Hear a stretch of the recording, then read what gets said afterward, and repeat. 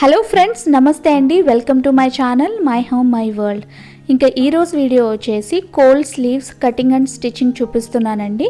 అంటే దీనికి పెద్ద కటింగ్ ఏమి ఉండదు, స్టిచ్చింగ్ ఒక్కటి అనుకోవచ్చు. ఓకేనా? ఇది బ్లౌజెస్కి అయినా కానీ, డ్రెస్సెస్ టాప్స్ అయినా కానీ, క్రాప్ టాప్స్కైనా, లాంగ్ ఫ్రాక్స్కైనా కానీ చాలా బాగుంటుందండి. సో మరి వీడియోలోకి వెళ్ళిపోదాము. ఇంకా ఇవి ఏమంటే నార్మల్గా ఇప్పుడు మనం హ్యాండ్స్ ఇప్పుడు ఎల్బో హ్యాండ్స్ వరకు కట్ చేసుకుంటాం కదండి, కటింగ్ చేసేసుకుంటాం కదా. నార్మల్గానే కటింగ్ అంతా ఉంటుందండి హ్యాండ్స్.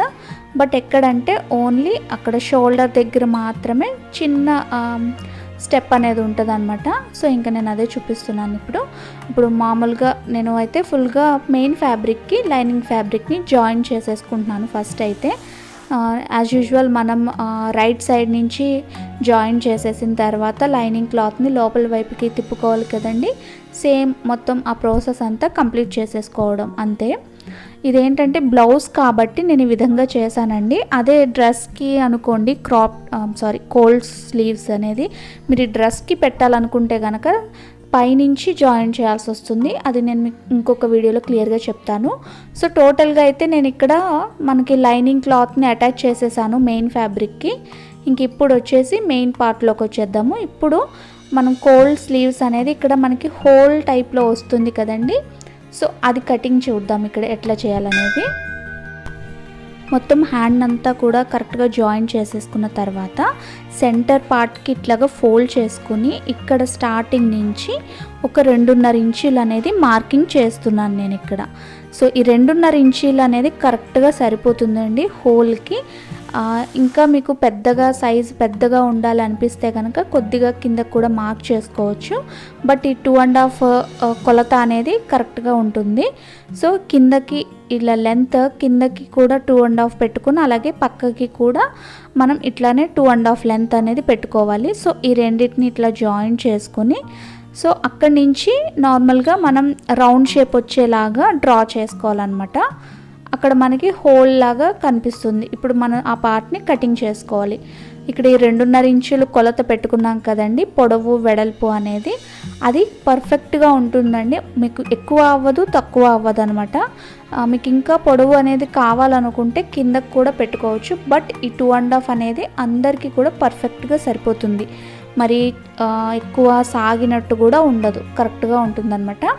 చూసారా, ఈ విధంగా వస్తుందన్నమాట. కటింగ్ చేసిన తర్వాత ఇలా అర్ధచంద్రాకారంలో మనకి షేప్ అనేది రావాలి. ఓకేనా? ఇంక ఇప్పుడు దాన్ని మనం లైనింగ్ క్లాత్ని మెయిన్ ఫ్యాబ్రిక్కి జాయిన్ చేసేసుకుందాము. అది జస్ట్ ఒక చిన్న పార్ట్ ఉంటుంది కదా, అది. సో చూసారు కదండి, ఇక్కడ నేను జాయిన్ చేసేసాను main fabric, lining fabric. So ఇప్పుడు ఏంటంటే మనం ఇక్కడ కావాలంటే మనం ఇక్కడ దీనికి పైపింగ్ కూడా వేసుకోవచ్చు అండి. బట్ నేను ఇక్కడ క్లాత్ తోటి, కాటన్ పీస్ తోటి లోపల వైపుకి హెమ్మింగ్ చేసుకునే విధంగా ఇట్లాగా ఫోల్డ్ చేసేద్దామనేసి ఇలా కుట్టు వేస్తున్నాను అనమాట. మనకి పైన నీట్గా కనిపించడం కోసం నార్మల్గా ఇప్పుడు నెక్కి పీస్ ఎట్లా అతుకుతామో ఆ విధంగా సేమ్ అట్లా జాయిన్ చేసేసుకుని లోపల వైపుకు తిప్పేసి దానిపైన ఒక స్టిచ్ అనేది వేసేసుకోవాలన్నమాట. ఎందుకంటే లోపల నుంచి మనం దాన్ని హెమ్మింగ్ చేసేసుకుంటే ఇంకా నీట్గా ఉంటుంది ఫినిషింగ్ అనేది. ఓకేనా? ఎక్స్ట్రా పీసెస్ అనేవి కట్ చేసేసుకున్నానండి. ఇంక ఇక్కడ చూపిస్తున్నట్టుగా దాన్ని లోపల వైపుకి ఫోల్డ్ చేసేసి గట్టిగా నొక్కి ఇట్లా గోటితోటి రాస్తే కాస్త నొక్కినట్టు ఉంటుందన్నమాట. వన్స్ మనం స్టిచ్చింగ్ అయిపోయిన తర్వాత హెమ్మింగ్ కూడా చేసేసుకోవచ్చు. ఓకేనా? ఇదే విధంగా 2 హ్యాండ్స్ కూడా ప్రిపేర్ చేసి పెట్టేసుకోవాలండి.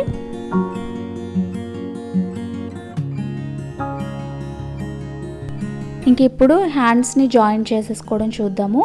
వన్స్ మనం బ్లౌజ్ కంప్లీట్ చేసుకున్న తర్వాత షోల్డర్స్ జాయిన్ చేసుకుంటాం కదండి, సేమ్ ఇక్కడ అంతే. ఆ షోల్డర్స్ జాయిన్ దగ్గర నుంచి 2.5 ఇంచులకి మార్క్ చేసుకోవాలన్నమాట, ఫ్రంట్ అండ్ బ్యాక్ సైడ్. ఎందుకంటే మనం 2.5 ఇంచులు వెడల్పు అనేది తీసుకున్నాం కదా, అందుకోసమే మనం అక్కడ ఎంత అయితే తీసుకుంటామో అంతే వెడల్పు కొలత అనేది ఇక్కడ తీసుకోవాలి.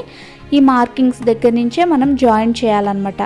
కాకపోతే ముందుగా ఏం చేయాలంటే ఇక్కడ కూడా మీకు కావాలంటే పైపింగ్ చేసుకోవచ్చు అండి. నేను చూపిస్తున్నాను కదా ఆ కొద్ది పార్ట్ అనేది, ఎందుకంటే అక్కడ మనకి ఓపెన్ కనపడుతుంది కదా, సో అందుకు. బట్ నేనేం చేశానంటే నార్మల్ ఒక క్లాత్ తోటి జాయిన్ చేసేసాను. ఇంకా ఈ విధంగా ఒక కాటన్ పీస్ తీసుకుని ఆ పొడవు అంతా కూడా మనం స్టిచ్చింగ్ చేసేయాలండి. స్టిచ్ చేసేసి దాన్ని లోపల వైపుకి ఫోల్డ్ చేసేసుకోవాలన్నమాట.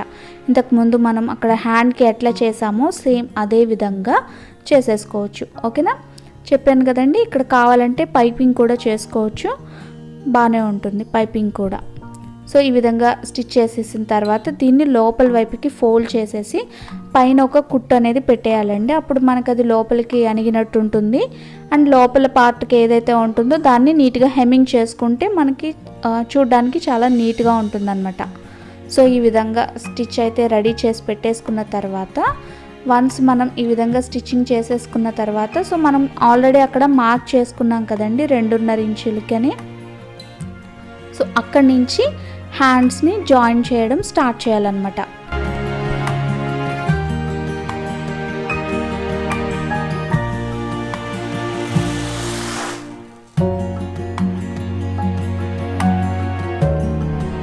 సో ఇంకా ఇక్కడ నేనేం చేస్తున్నానంటే హ్యాండ్స్ని జాయిన్ చేయడం కోసం మనకి ఆల్రెడీ లోత్ తీసుకుంటాం కదండి, ఫ్రంట్ పార్ట్ ఎటువైపు రావాలి అనేది చెక్ చేసుకుంటున్నాను అనమాట.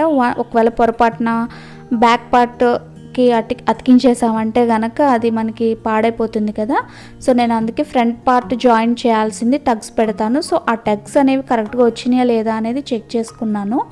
అండ్ ఇప్పుడు మనం కొలత ఎక్కడైతే మార్క్ చేసామో 2.5 ఇంచులని అక్కడి నుంచి ఈ చివరి నుంచి జాయిన్ చేస్తున్నానండి హ్యాండ్ని. ఈ చివరికి ఎక్కడ కూడా సాగదీయద్దండి. సాగదీసామంటే అది ఎంత సాగదీస్తే అంత సాగిపోతుంది, మనకి షేప్ కరెక్ట్గా రాదు, మొత్తం చెడిపోతుంది అనమాట హ్యాండ్ దగ్గర.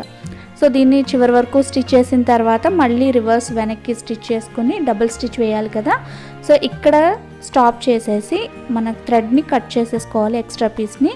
అండ్ ఈ సైడ్ నుంచి కూడా జాయిన్ చేయాలి కదండి. సో ఇటువైపు నుంచి కూడా అదే 2.5 ఇంచుల మార్కింగ్ దగ్గర పెట్టుకొని మన హ్యాండ్ ఇంకొక చివరిని పెట్టేసి అక్కడ సేమ్ నార్మల్గానే ఇంకా అక్కడి నుంచి కలిపి స్టిచ్ అనేది వేసేసుకోవాలండి. డబుల్ స్టిచ్ వేయడం మాత్రం మర్చిపోవద్దు.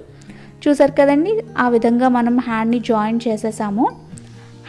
రెండు హ్యాండ్స్ని కూడా ఈ విధంగా జాయిన్ చేసేసుకుని ఇంక ఇక్కడ చూసారా మనకి ఈ మాత్రం హోల్ అనేది కనిపిస్తుంది అనమాట. కోల్డ్ స్లీవ్స్ ఈ విధంగా మనకి రెడీ అయిపోతాయి. సో మనం 2.5 ఇంచీలు కొలత తీసుకున్నాం కాబట్టి ఇంతవరకు వచ్చింది. అదే ఇంకా ఎక్కువ తీసుకుంటే ఇంకా పెద్దగా వస్తుంది అనమాట. చూసారు కదండి, ఈ సేమ్ ఇంకా జాయిన్ చేసుకోవడం, హ్యాండ్స్ జాయిన్ చేయడం, సైడ్స్ జాయిన్ చేయడం అంతా సేమ్ నార్మల్ అండి. ఇంకా అది నేను చూపించట్లేదు. ఈ విధంగా మనం కోల్డ్ స్లీవ్స్ని ఈజీగా స్టిచ్ చేసుకోవచ్చు అండి. సో మరి మీకు ఈ వీడియో నచ్చితే ప్లీజ్ తప్పకుండా లైక్ చేయండి, షేర్ చేయండి, కామెంట్ చేయండి అండ్ నా ఛానల్ని సబ్స్క్రైబ్ చేసుకోండి. Thank you for watching.